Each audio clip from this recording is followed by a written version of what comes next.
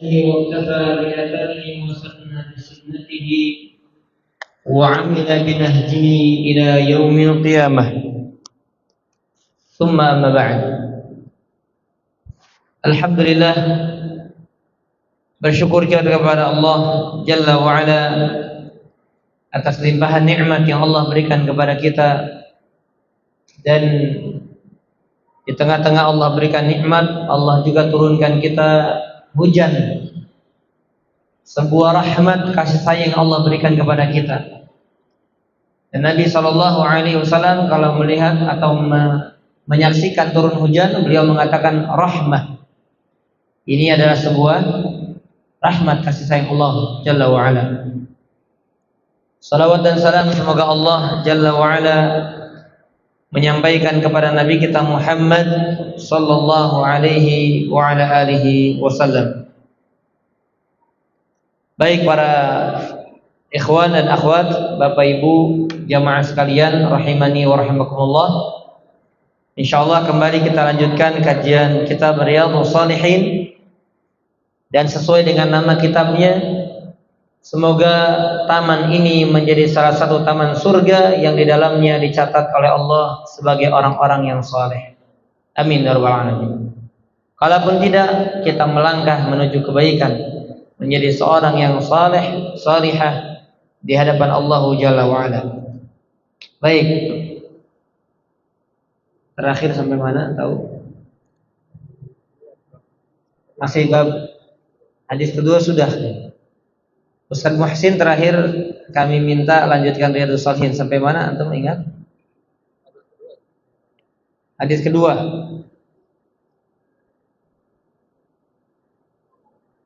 Hadis pertama sudah ya. Berarti tentang ada segelintir golongan yang menyerang Ka'bah itu ya. Betul ya? Baik, hadis yang kedua dari kitab Riyadhus Shalihin, qala al-muallif rahimahullah. Al-Imam siapa? Abu Zakaria Yahya bin Sharaf An-Nawawi rahimahullahu taala yaqul, beliau berkata, wa an ummil mu'minin ummi Abdullah Aisyah radhiyallahu anha qalat, qala Rasulullah sallallahu alaihi wasallam, يغزو جيش الكعبة فإذا كانوا بيدا من الأرض يخسف بأولهم وآخرهم. قالت قلت يا رسول الله كيف يخسف بأولهم وآخرهم وفيهم أسواقهم ومن ليس منهم؟ قال يخسف بأولهم وآخرهم ثم يبعثون على نياتهم. متفق عليه. وهذا لفظ البخاري. Dari Ummul Mukminin.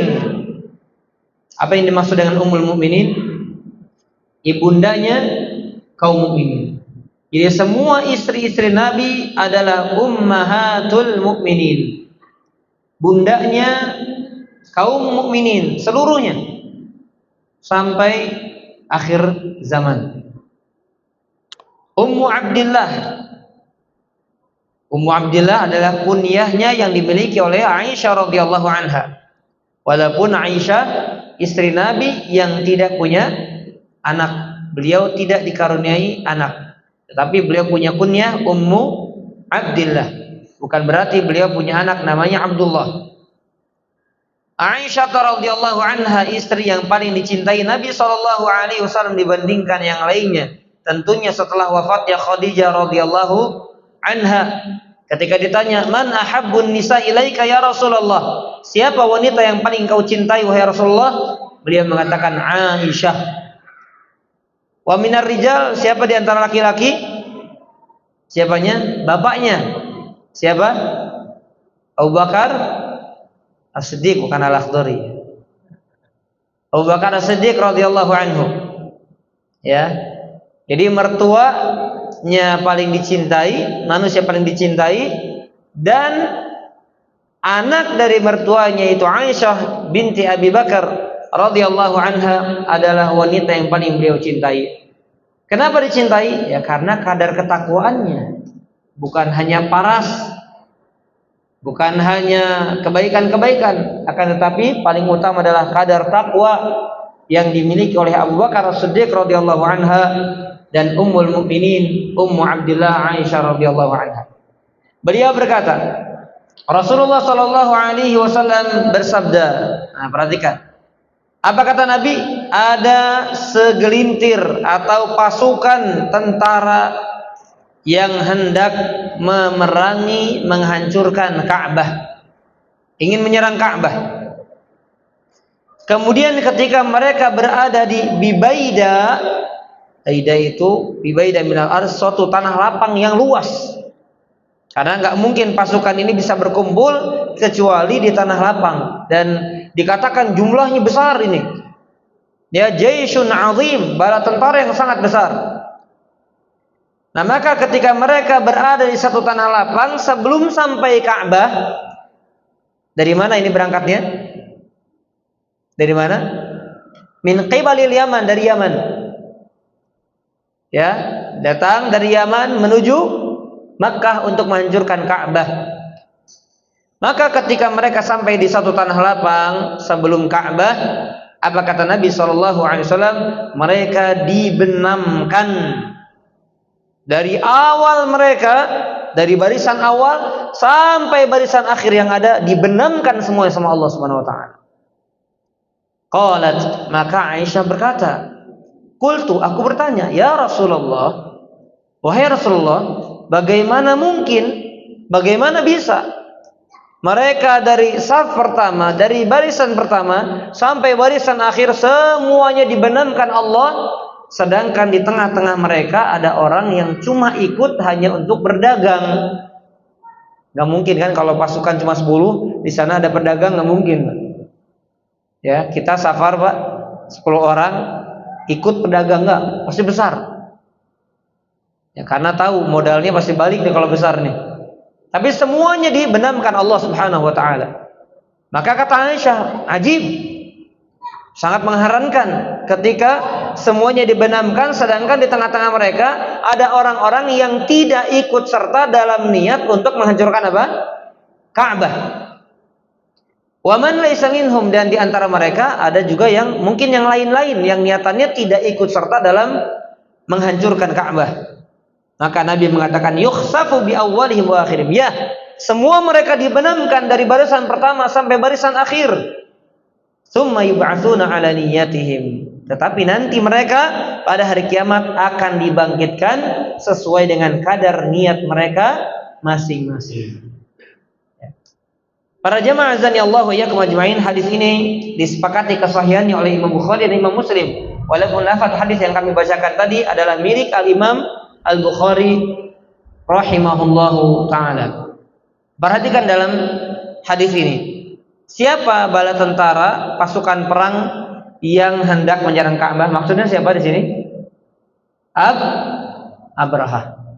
Pasukan gajah yang Allah katakan alam taro kaifa fa'ala rabbuka bi ashabil fil. Muhammad, tidakkah engkau perhatikan bagaimana Rabbmu melakukan apa yang dilakukannya kepada ashabul fil. Nah, jamaah azani Allah iyyakum ajma'in, para ikhwan dan akhwat yang semoga dirahmati Allah Subhanahu wa taala. Ini pasukan yang sangat besar dengan pasukan gajahnya, perbekalannya yang matang, yang lengkap untuk menghancurkan Ka'bah. Tetapi Ka'bah adalah Ka'bah, bangunan yang dimuliakan oleh Allah Subhanahu wa taala. Siapa yang menjaganya? Sebagaimana yang pernah dikatakan oleh Abdul Muttalib. Siapa Abdul Muttalib ini? Siapa? Kakeknya Rasulullah Sallallahu Alaihi Wasallam. Jadi di dalam kisah lain atau dalam riwayat lain disebutkan ketika Abraha sudah sampai di tanah lapang tersebut, terjadi negosiasi antara Abraha dengan Abdul Muttalib, karena Abdul Muttalib termasuk orang yang disegani di kalangan Quraisy di tengah-tengah Makkah, kaum Makkah. Maka terjadi negosiasi antara Abraha dengan siapa? Dengan Abdul Muttalib. Maka kata Abdul Muttalib, innaha rabbun sayahmiha. Silakan kalau kau kekeh ingin menghancurkan di bangunan, sesungguhnya bangunan ini ada Robnya, ada pemiliknya yang akan menjaganya.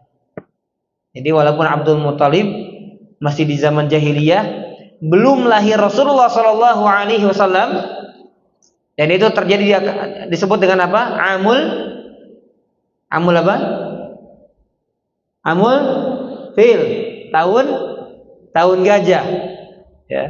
Maka beliau tetap meyakini, sebagaimana kaum musyrikin pada umumnya, mereka meyakini adanya Rabb yang akan menjaga Ka'bah. Sebagaimana orang-orang musyrik terdahulu, mereka juga meyakini yang menurunkan hujan, yang memberikan rizki, yang menciptakan langit dan bumi, yang mengatur semuanya adalah Allah Subhanahu wa ta'ala. Namun sayangnya mereka berbuat syirik dalam hal apa?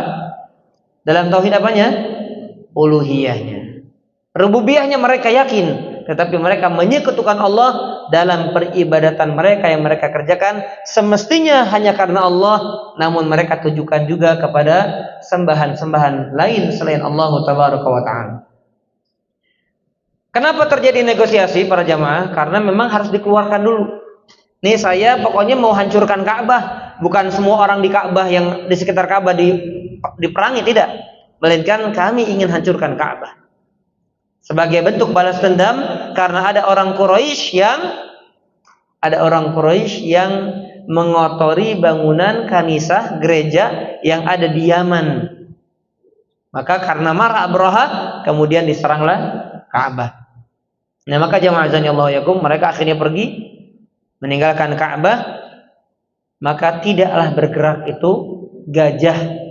Kemudian Allah Subhanahu wa ta'ala benamkan mereka semuanya. Semuanya, tidak tersisa sedikit pun, sebagaimana hadis Nabi sallallahu alaihi wasallam, bi awwalihim wa akhirihim, dari barisan pertama sampai semuanya.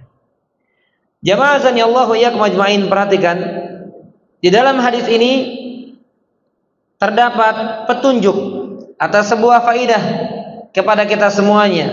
Apa faidahnya? Barang siapa, oh ini penting sekali, barang siapa yang bersekutu dengan ahlul batil, maka dia akan mendapatkan hukuman yang sama.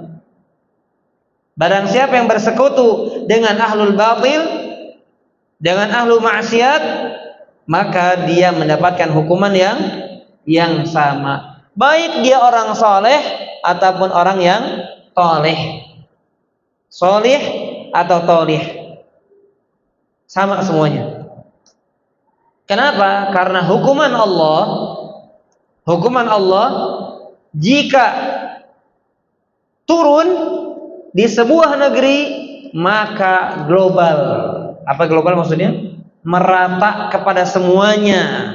Tidak dipandang di sana ada orang soleh ataupun tidak. Merata kepada semuanya. Inilah makanya ada yang namanya syariat hijrah. Kalau kita tinggal di satu desa penuh kesyirikan, penuh kebatilan, penuh kemungkaran, ya silahkan. Kalau tidak takut dengan azab Allah, bertahan saja di tempat tersebut. Siap rusak kita, siap rusak anak cucu kita, siap rusak istri kita misalnya. Kemudian mengatakan apa? Oh, saya kuat. Kalau memang dia seorang pendakwah untuk merubah negerinya, sebagian ulama mengatakan apa? Dia lebih baik bertahan dibandingkan dia berpindah. Selama kaum muslimin tetapi ahlu maksiat. Tetapi kalau dia tidak sanggup, tidak mampu menampakkan agamanya, menampakkan syiar-syiar Allah, maka dia lebih baik apa? Hijrah. Makanya ya kami heran kepada sebagian orang yang maaf ya, dia sudah dapat circle lingkungan yang baik, justru pindah kepada lingkungan yang tidak baik hanya karena uang, hanya karena jabatan. Sedangkan orang-orang yang sudah kaya saja, yang sudah enak jabatannya saja, yang posisinya sudah apa disebutnya? Sudah apa disebutnya? Disingkatnya tuh posisi enak tuh apa? Hah? Sudah PW ya, posisi wena sudah PW, itu mereka tinggalkan karena Allah. Sekarang Allah tinggalkan karena dunia. Ini nasihat untuk saya, untuk para ikhwan dan akhwat sekalian. Kalau kita sudah punya lingkungan baik, jangan pernah kita tinggalkan lingkungan tersebut. Kalau kita berpindahnya kepada lingkungan yang tidak jauh lebih baik, kecuali ada yang jauh lebih baik. Nah, ini faidah yang azim, faidah yang sangat agung para jamaah azan ya Allah yakum. Sekali lagi, ketika Allah turunkan hukuman, maka hukuman tersebut akan merata. Apa dalilnya? Dalilnya firman Allah, ya, sebagaimana hadis ini ditegaskan dengan dalil di dalam surat Al-Anfal ayat ke-25. Surat Al-Anfal ayat ke-25. Allah tabaraka wa ta'ala mengatakan, "Wattaqu fitnatan la tusibanna alladhina zalamu minkum khassah wa'lamu anna Allaha syadidul 'iqab."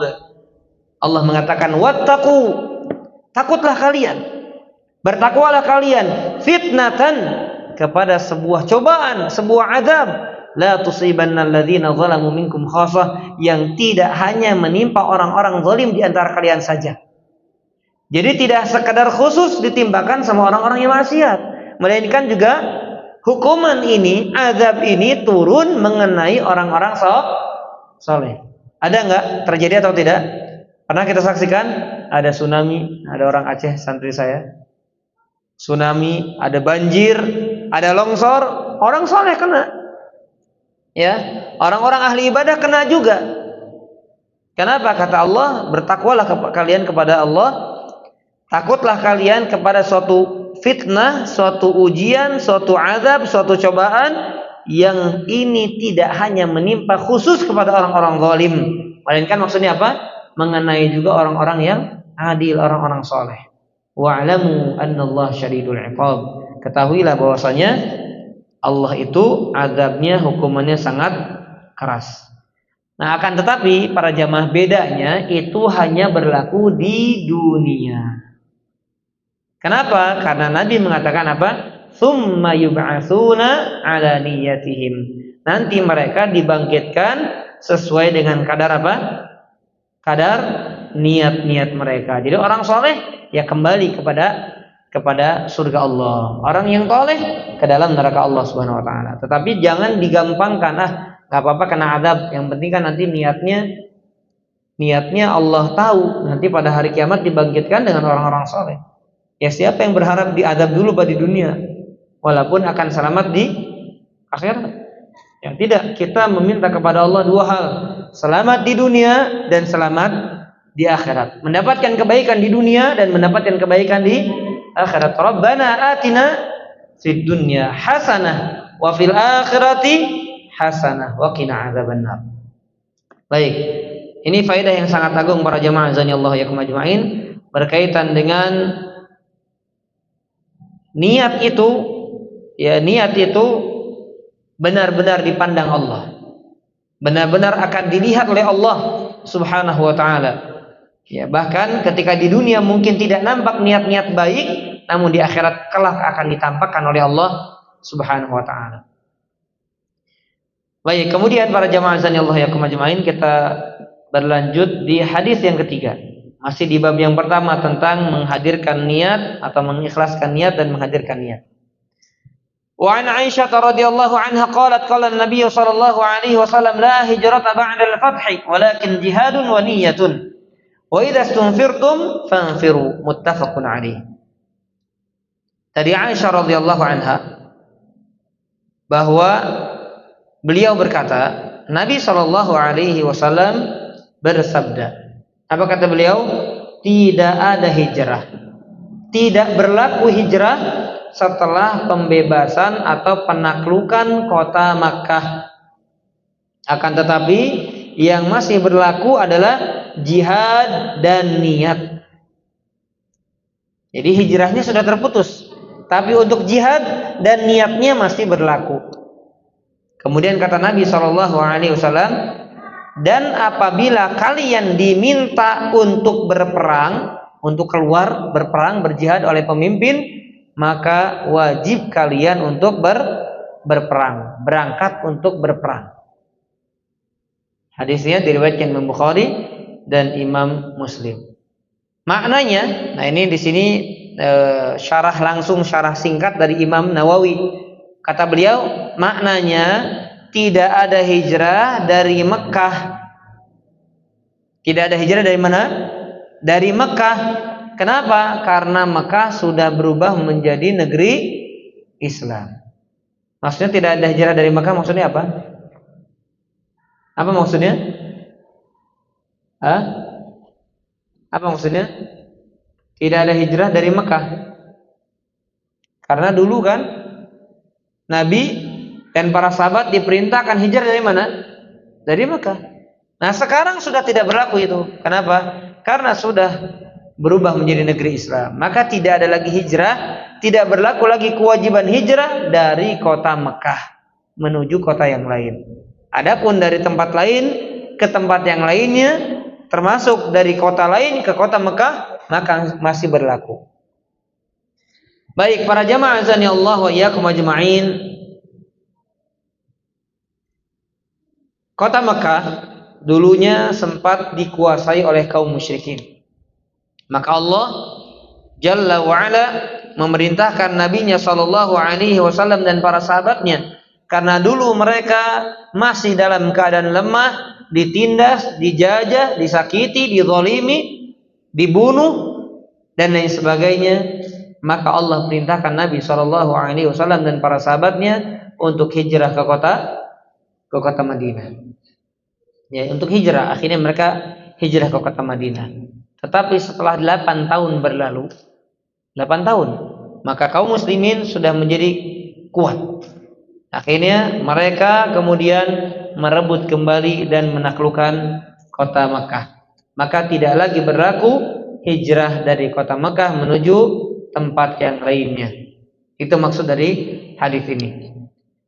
Adapun kemudian berikutnya berkaitan dengan faidah penggalan hadis yang kita bacakan ini ada makna para jamaah bahwasanya berarti kota Mekah itu tidak akan pernah dikuasai oleh orang kafir. Karena kata Nabi apa? Semenjak hari ini tidak lagi berlaku hijrah dari kota Mekah. Artinya kota Mekah akan dijaga oleh Allah Subhanahu wa taala. Makanya ketika Dajjal turun pun bisa enggak masuk kota Mekah? Enggak bisa. Dijaga oleh malaikat-malaikat Allah. Maka sampai hari kiamat atau sampai hari di mana Allah berkehendak, maka kota Mekah tidak akan pernah menjadi negeri kafir. Ya, ini bukti keabsahan, kevalidan, kebenaran sabda Nabi sallallahu alaihi wasallam. Baik, kemudian Nabi sallallahu alaihi wasallam beliau mengatakan akan tetapi yang berlaku adalah jihad dan niat. Akan tetapi yang berlaku adalah jihad dan niat. Apa maksudnya? Jihad masih berlaku, niat masih berlaku. Jadi orang mau jihad, orang mau berniat baik, berniat hijrah, itu masih berlaku. Yang tidak berlaku hanya hijrah dari kota Mekah. Nah, maka jamaah azani Allah wa yakum ajmain, dari hadis ini ya sebetulnya agak panjang karena ini bicara masalah jihad. Artinya ketika Nabi mengatakan apabila kalian diperintahkan untuk keluar, apabila kalian diperintahkan untuk berjihad, fanfiru, berjihadlah. Di sini sebagai dalil bahwa ada kondisi di mana jihad itu berlaku hukumnya fardhu ain. Perhatikan. Ada di mana kondisi jihad itu berlaku fardhu ain. Apa fardhu ain? Sebuah kewajiban yang ain itu personal, sudah per orang, nggak bisa diwakili oleh orang lain. Beda dengan fardhu kifayah.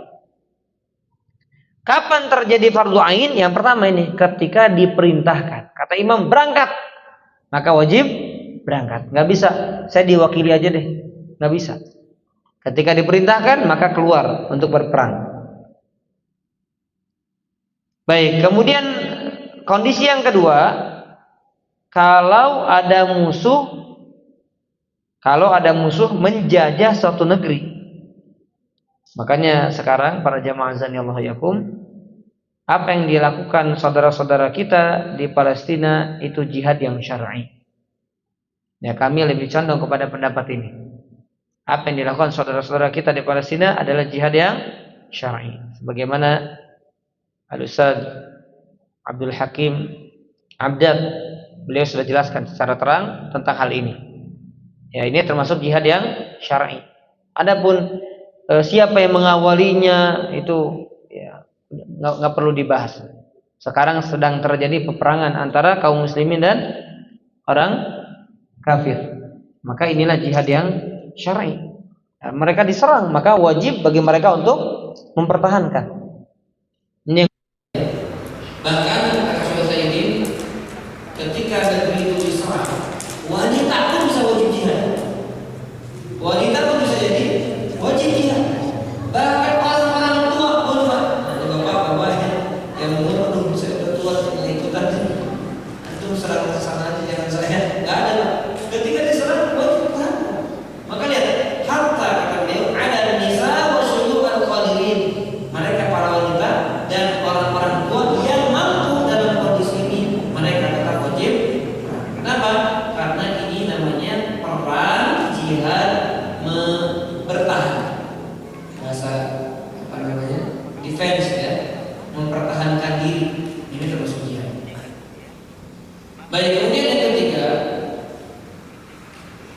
kalau sudah terjadi, kalau perang sudah berkecamuk, berkecamuk artinya kaum muslimin sudah masuk barisan perang, kaum kafirin sudah masuk barisan perang. Nah, maka semua orang yang ada di barisan tersebut tidak boleh mundur, tidak boleh kabur, nggak boleh, kecuali mundurnya dalam rangka strategi, itu beda urusannya.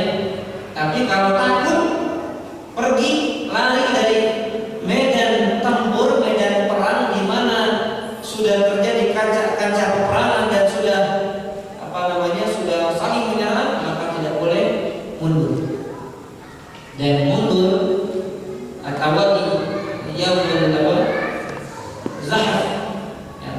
zahar, itu termasuk minal kabair. Tawali itu kan membedakan mundur di mana pada hari tersebut atau pada kesempatan tersebut itu sudah berkecamuk, ya, maka tidak boleh mundur. Karena kalau mundur besar.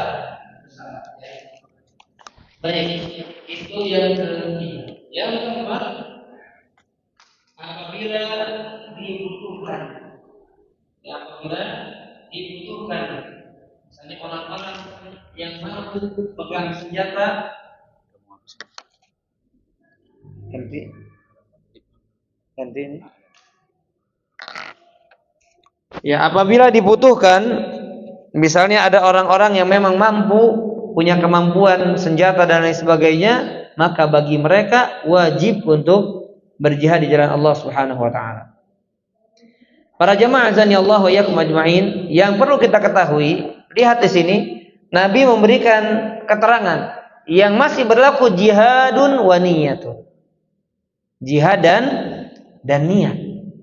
Nah, maka sekalipun secara umum ada jihad untuk defense atau mempertahankan suatu negeri atau mempertahankan misalnya nyawa kita, tetap tujuan utama adalah agar kalimat Allah, nama Allah itulah yang ditinggikan. Bukan karena biar negara saya kuat, bukan. Akan tetapi agar kalimat Allah itu tegak.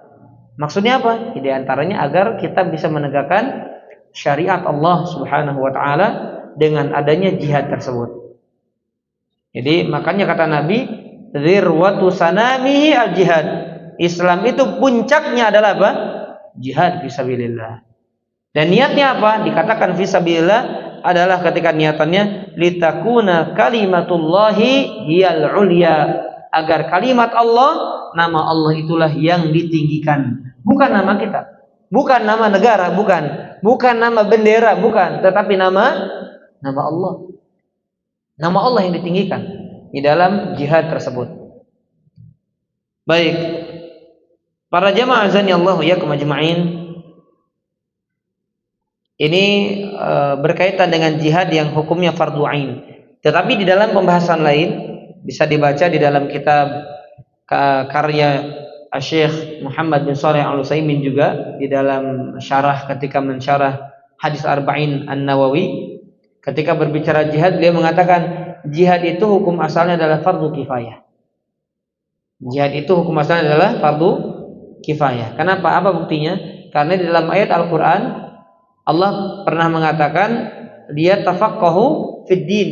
Ada orang-orang yang memang tidak diberangkatkan. Kenapa? Agar mereka nanti memperdalam agama, sehingga orang-orang yang tidak terbunuh kembali ke negeri tersebut, kemudian mereka bisa diajarkan agamanya oleh orang-orang yang tidak berangkat. Karena kalau fardu ain, semua kita berarti dosa, Pak. Semua kita harus jihad. Ya, itu hukum asalnya. Wallahu a'lam bishawab. Baik, kemudian jemaah azanillahu wa yakum ajmain. Hadis yang keempat.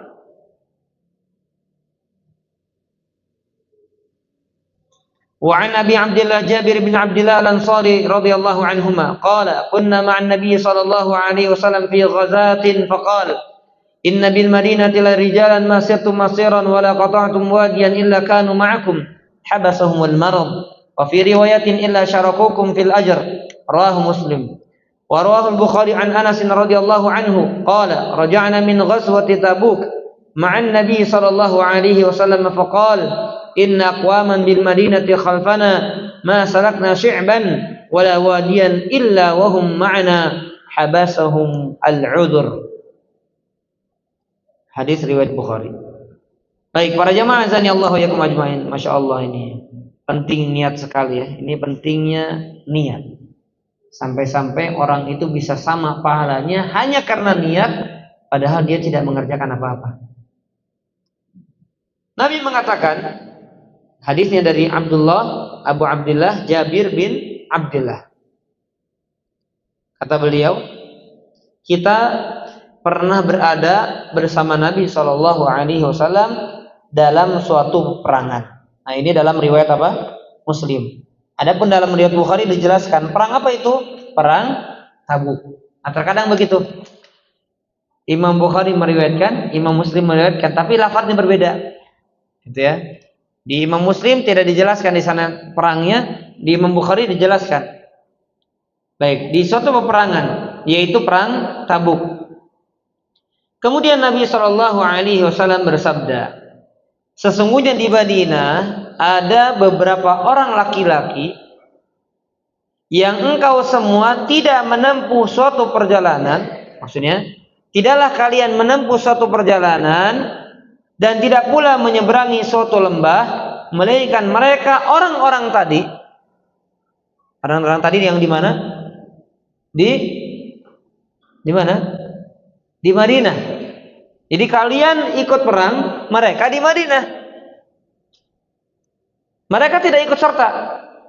Lalu apa kata Nabi Shallallahu Alaihi Wasallam?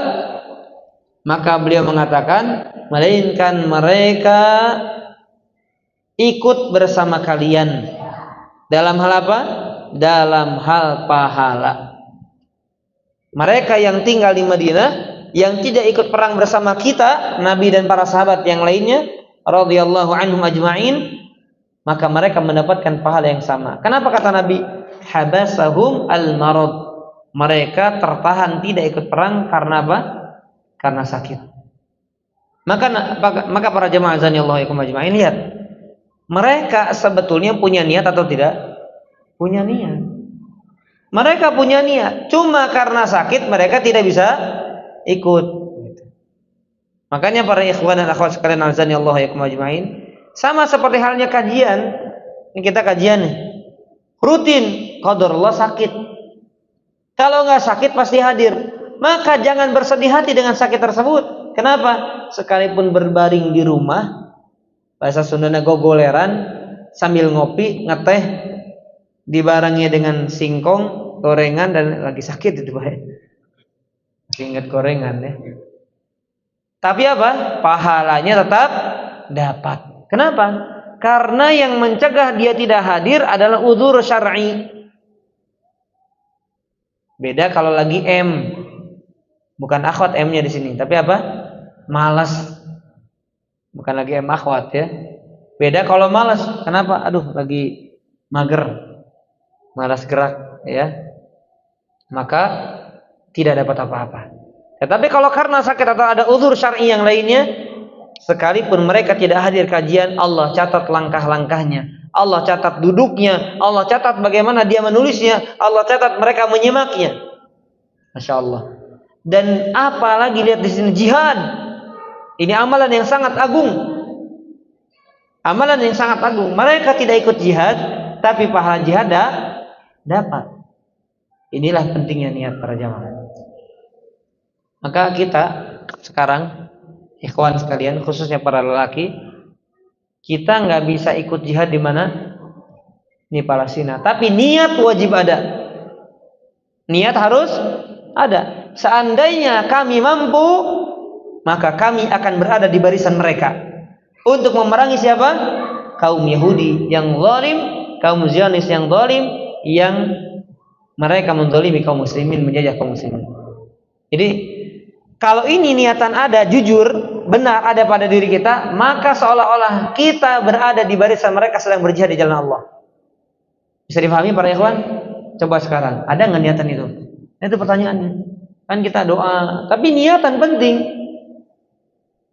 Kata Nabi, illa syarakukum fil ajr, melainkan mereka semuanya ikut serta bersama kalian dalam hal apa? Pahalanya. Masya Allah, bayangkan kita ikut bela Palestina, kita ikut berjihad di barisan orang-orang yang mengharapkan syahid. Ini amalan yang sangat besar para jamaah azani Allah ya jamaah. Baik, kami tidak bacakan apa yang diriwayatkan Imam Bukhari karena sama ya lafadznya dengan apa yang disebutkan oleh Imam Muslim. Para jamaah azani Allah ya majma'in. Maka dari hadis ini faidah penting, kalau ada seseorang niat beramal soleh, ya, jika ada seseorang niat beramal soleh, kemudian ada uzur yang menghalangi dari amal soleh tersebut, maka pahalanya tetap dapat.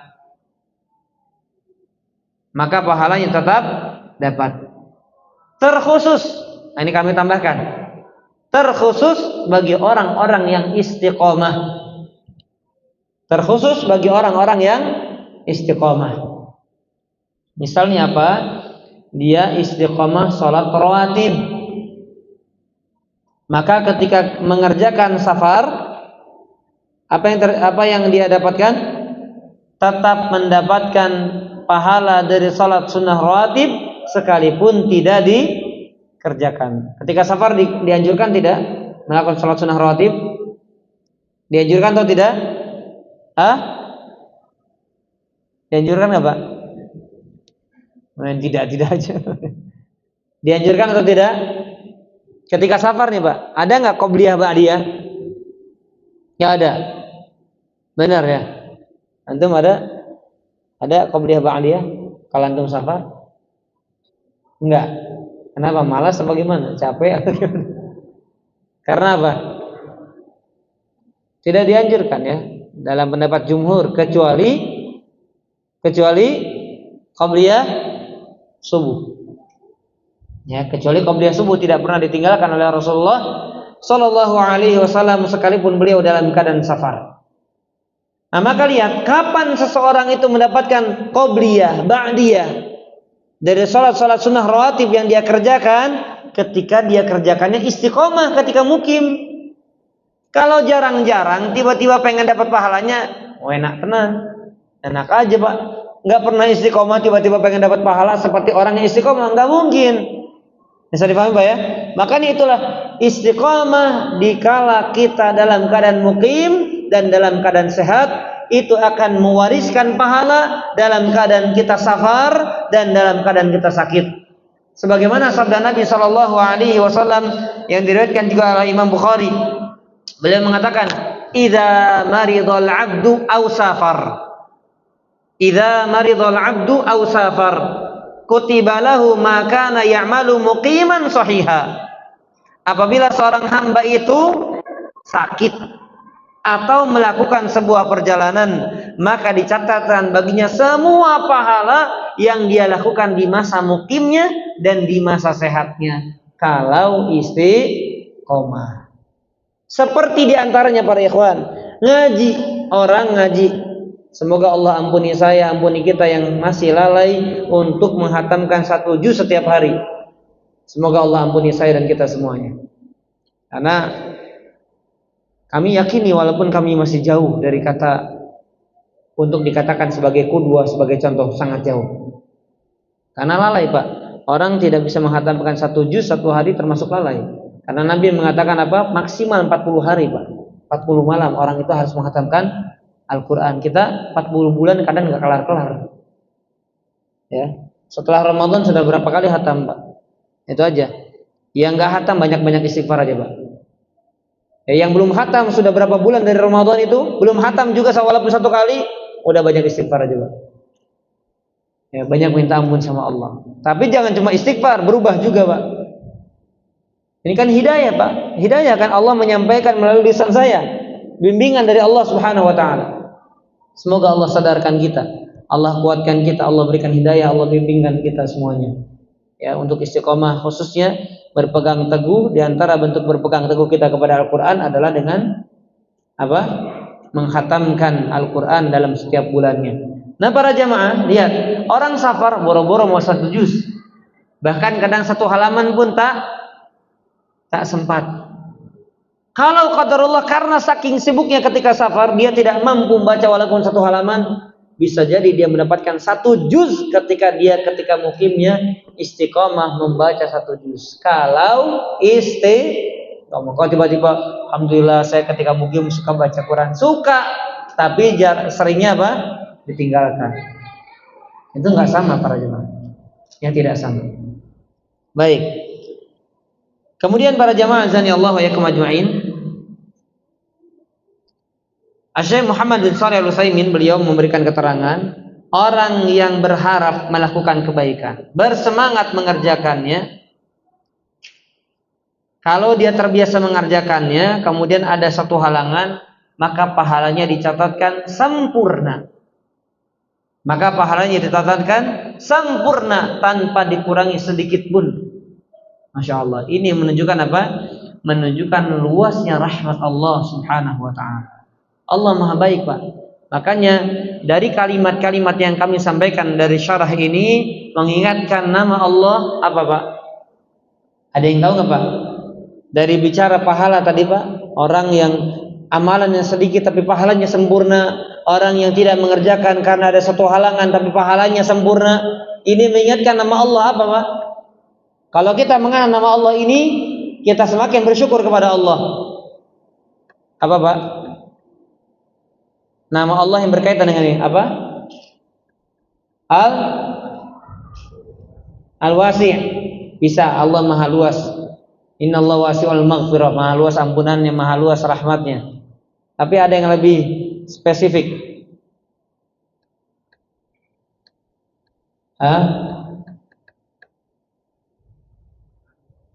Allah maha adil. Masih kurang tepat. Ada yang tahu?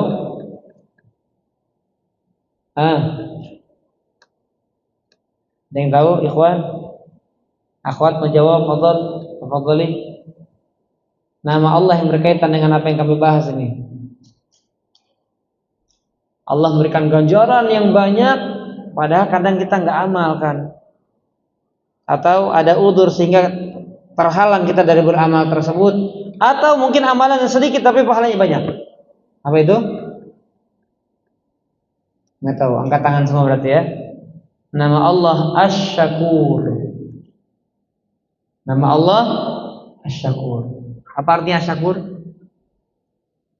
Allah yang maha mensyukuri. Dan apa makna dari Asy-Syakur?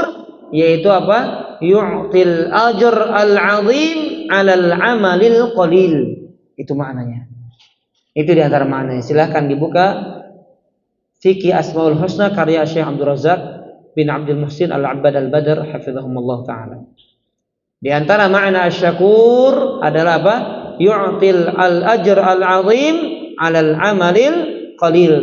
Allah yang memberikan pahala yang banyak, pahala yang agung, pahala yang besar dari amalan yang secuil sedikit. Bukti konkret, bukti jelas, Pak. Layakkah kita masuk surga? Dengan amalan-amalan yang kita sedikit, layak atau tidak? Nggak layak, Pak. Makanya surga itu bukan balasan dari amal kita, bukan. Tetapi apa? Bentuk rahmat kasih sayang Allah kepada kita. Karena kalau balasan, sungguh kita nggak pantas dapat surga itu, Pak. Tapi bukan berarti dengan lagu apa namanya, tak pantas di surga, ya. Atau lagu apa lagi? Ilahi. Gimana bentuk? Oh iya. Lastu lil firdausi ahla wala aqu 'alan naril jahim. Mau gantung di atas jembatan Sirat dia mungkin, ya. Nggak mungkin itu. Jadi kita kalau bicara amal nggak pantas, Pak. Dapat surga yang sifatnya selama-lamanya, sedangkan amal kita sedikit yang sangat terbatas. Tetapi karena Allah syakur, amalan sedikit yang terbatas Allah ganti dengan ganjaran yang lebih besar. Itulah maha baiknya Allah. Allah asy-syakur, Allah al-wasi'ul maghfirah, Allah thayyib, Allah muhsin. Itu Allah Subhanahu wa taala. Dan ini yang jarang dibahas, Pak. Biasanya yang dibahas apa? Bagaimana kita bersyukur kepada Allah. Tapi kita lupa bahas Allah bersyukur kepada manusia. Allah juga bersyukur kepada manusia. Bersyukurnya apa? Bersyukur dengan memberikan pahala. Dan ketika kita ingat dengan nama Allah Syakur ini, membuat kita bersemangat dalam beramal. Amal sedikit aja bisa digalas oleh Allah dengan pahala yang berlimpah. Bagaimana kalau kita bersemangat beramal dan kemudian istiqomah dalam beramal, terutama dalam amalan-amalan yang agung dan khususnya amalan-amalan yang sifatnya rukun wajib. Baik para jemaah azani Allah wa yakum ajma'in.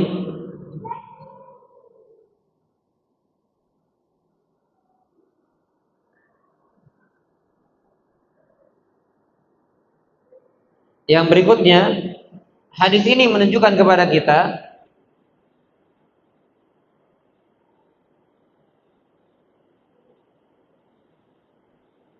bahwa barang siapa yang keluar di jalan Allah, barang siapa yang keluar di jalan Allah Subhanahu wa taala, maka baginya pahala setiap langkahnya. Maka baginya pahala setiap langkahnya. Jadi sama kayak ke masjid, Pak. Ke masjid itu bukan sekedar pahala orang datang ke masjid, tapi setiap langkah kaki yang digunakan melangkah ke masjid, maka langkah tersebut mendapatkan pahala. Demikian pula dengan jihad. Orang itu belum sampai di medan perangnya, di tanah lapangnya, maka setiap langkahnya mendapatkan pahala dari Allah Subhanahu wa taala.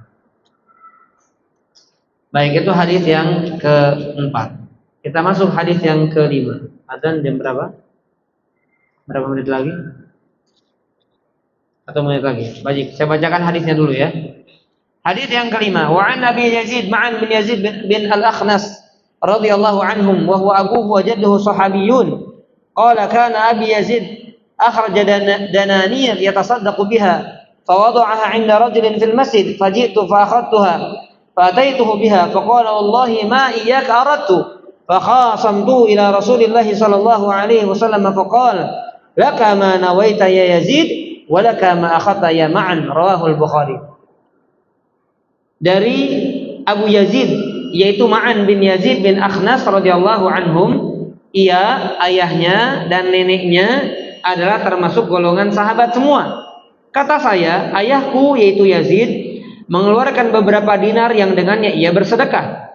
Lalu dinar-dinar itu diletakkan di sisi seseorang di dalam masjid. Saya, yakni Ma'an anak Yazid, datang untuk mengambilnya. Kemudian saya menemui ayahku dengan dinar-dinar tadi. Ayah berkata, demi Allah, bukan engkau yang ku kehendaki. Jadi niat saya bukan untuk kamu itu duit. Ya.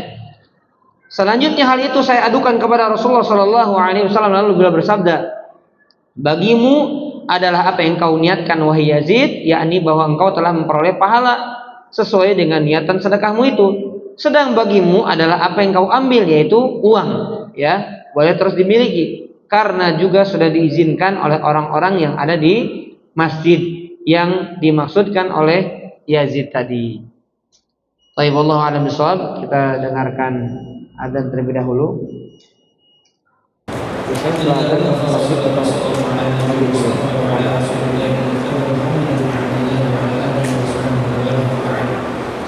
Baik, para jemaah sekalian kita bersama hadis Alhamdulillah wa kafa wa salatu wassalamu ala nabi Mustafa wa ala alihi wa sahbihi.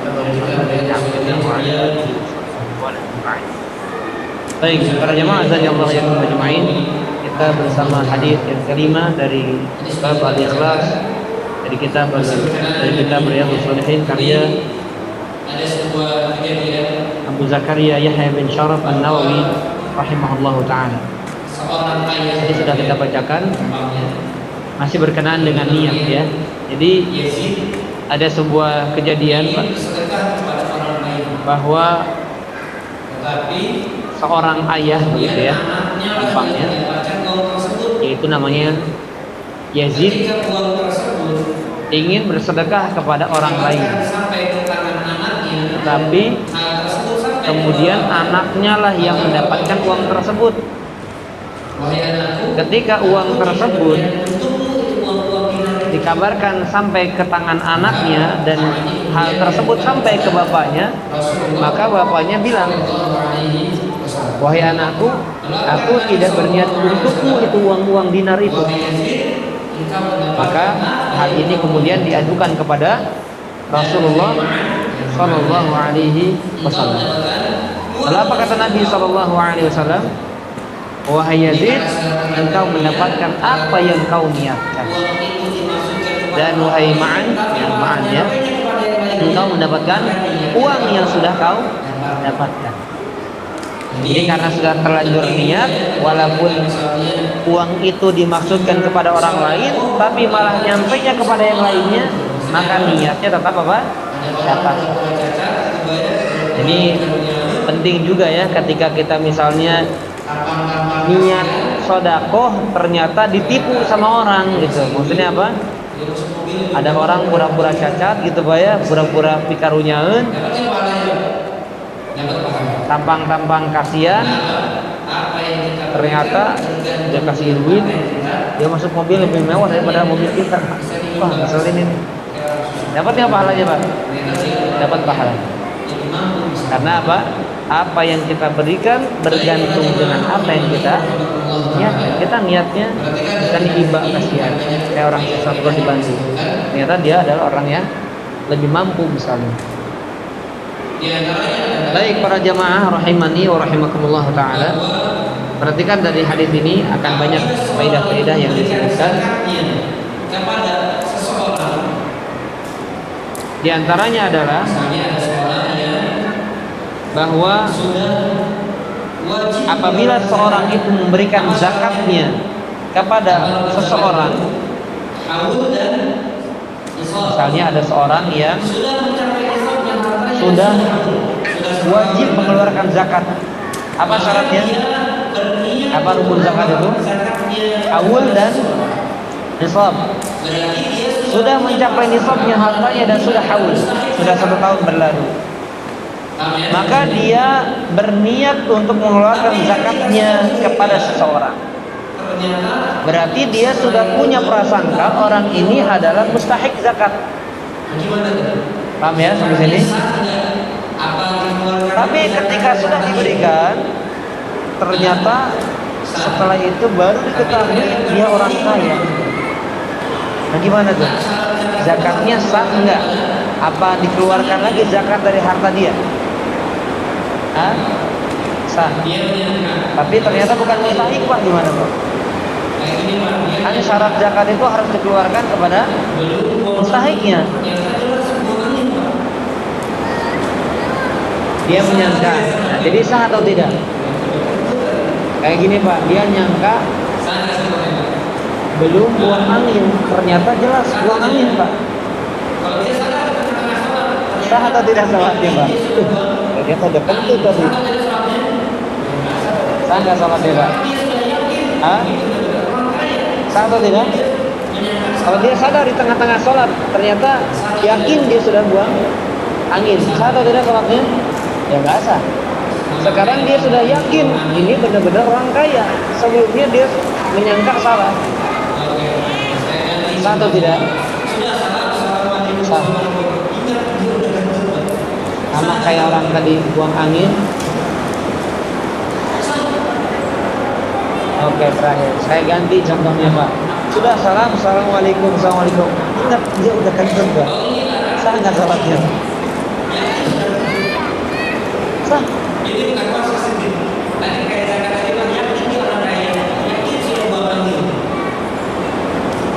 Oh ini nggak ragu, ini yakin. Yakin sudah kentut. Ini bukan waswas jadi. Tadi kayak zakat tadi Pak, yakin dia orang kaya, yakin sudah buang angin. Nah yakin ya Pak, assalamualaikum. Oh tadi di pojokan sana kentut saya. Misalnya Pak, yakin. Pulang nggak salatnya Pak? Pulang kan? Ini sekarang zakat Pak. Ulangi nggak zakatnya? Ah? Enggak. Ah, ulangi nggak zakatnya? Nah, Bapak, jangan ragu Pak. Ulang nggak Pak? Antum ulang nggak? Ah? Alhamdulillah bumi Zahir. Zahirnya miskin itu. Sekarang nampak zahirnya kaya. Itu pertanyaannya. Ba'dahu yabdu wa yadhhar annahu minal aghniya. Diulang apa zakatnya? Nggak diulang ya. Jadi saya tadi bikin contoh buang angin itu saya kasih syubhat aja Pak. Beda itu contohnya ya. Beda contohnya Pak. Dengan yang buang angin itu kasusnya beda. Cuma saya kasih syubhat di teguh nggak dalam menjawab gitu lah ya. Baik. Di sini ada faedah lain yang ingin saya bahas. Apa itu? Berarti ketika kita ingin mengeluarkan zakat tidak harus kita mengabarkan kepada mustahik bahwa ini adalah uang zakat. Kebanyakan masyarakat kita ditulis Pak di amplop uang zakat mal. Betul nggak Pak? Nggak usah. Termasuk zakatul fitr, kita ngasih beras sudah kasih aja. Oh ini zakat fitri atau sedekah atau hadiah, pokoknya ngasih. Karena innamal a'malu binniyat. Ketika kita niatkan apa yang kita berikan itu adalah bagian daripada zakat yang hukumnya rukun wajib, maka sudah.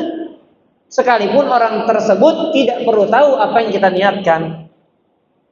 Ada lagi, dalam kesempatan yang sama dia kasih hadiah. Oh enggak, ini niatan saya hadiah. Yang ini zakat, yang ini sedekah. Yang ini udah kebanyakan duit. Misalnya saya ya sedekah juga ya. Maka tergantung kepada apa? Niatnya. Maka dari sini para jemaah azanillahu yakum,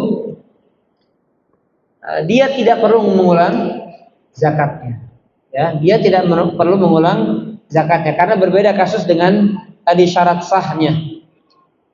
Syarat sahnya adalah tadi kalau salat adalah bersuci. Kalau di sini apa? Haul nisabnya sudah dipenuhi. Ketika dia memberikan, dia kira adalah orang yang berhak mendapatkan zakat, ternyata setelahnya tampak dia bukan orang yang berhak menerima zakat, maka dia mendapatkan apa yang dia niatkan. Sama seperti tadi kasusnya Yazid memberikan kepada Ma'an anaknya sedekah padahal niatannya untuk orang lain. Ya, wallahu a'lam bishawab.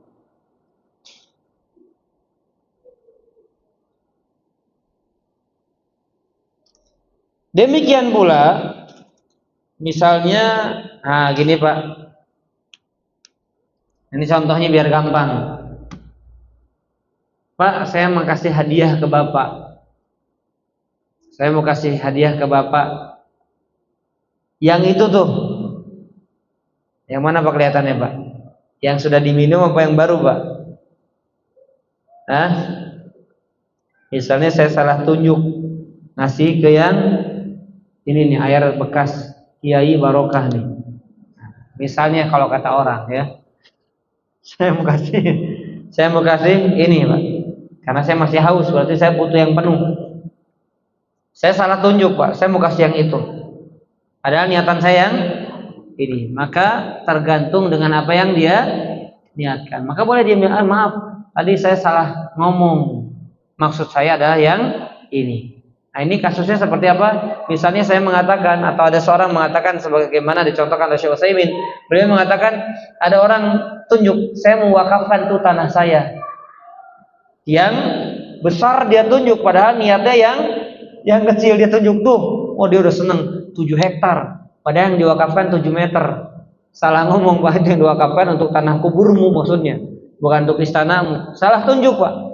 Maka yang sah adalah apa yang diniatkan, bukan apa yang dia salah tunjuk itu. Bisa dipahami ya? Itulah pentingnya di situ niat. Ya sama kayak orang yang dia kalau punya keyakinan harus lafadzkan niat usolli sholat zuhur padahal di asar, maka yang dianggap adalah apa yang diniatkan, bukan apa yang dilafadzkan.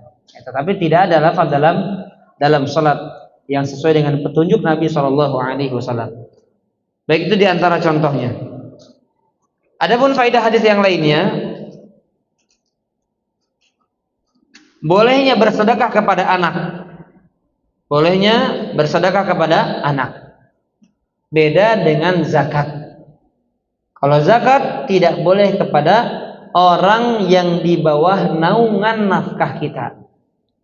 Kalau zakat tidak boleh kepada orang yang di bawah naungan nafkah kita, kepada istri, kepada anak nggak boleh.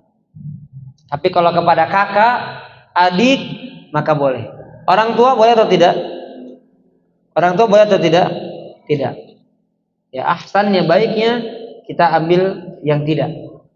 Karena orang tua kalau tidak mampu, maka kewajiban anak memberikan bantuan kepada orang tua. Maka di bawah naungan nafkah kita. Adapun kakak, adik, walaupun wajib dibantu, tapi kita tidak wajib beri nafkah kepada mereka. Kalau wajib membantu ya kepada seluruh kaum muslimin yang susah, wajib bantu, apalagi kepada kerabat, Pak.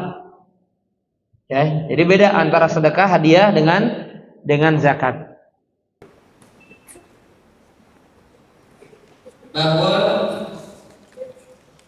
Baik, kemudian faedah yang lainnya, ketika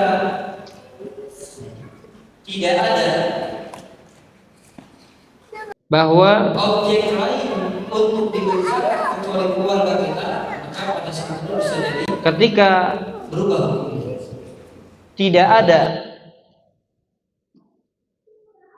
objek lain untuk diberi zakat kecuali keluarga kita, maka pada saat itu bisa jadi berubah hukumnya. Karena tidak ada objek lain. Sebagaimana pernah ada sahabat yang jatuh kepada kesalahan di bulan Ramadan. Itu melakukan jima, ya, atau hubungan suami istri di bulan Ramadan. Ternyata sahabat ini miskin lagi, Pak. Ya, jangan bilang miskin kok macam-macam.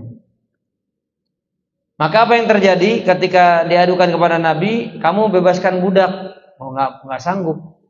Kamu berpuasa, puasa juga nggak sanggup. Kemudian kamu sedekah, berikan. Nggak ada orang lebih miskin daripada saya, Rasulullah. Ya sudah, nih kurma, dan kamu sedekah untuk dirimu dan keluargamu sendiri. Karena nggak ada orang yang lebih miskin daripada dia. Akhirnya dia makan dan anak istrinya dia makan dari hasil sedekah tersebut. Jadi berbeda kondisinya ketika memang tidak ada lagi objek dalam kita memberikan zakat atau sedekah. Baik, wallahu a'lam bishawab. Sampai di sini barangkali ada yang ingin tanya. Jam sudah komat? Berapa menit lagi? 8. Sudah waktunya komat. Biasanya pada Isya kita lanjut atau biasanya cukup ya? Baik, sebelum ditutup ada yang ingin tanyakan, silakan. Karena pada Isya kita cukupkan ya.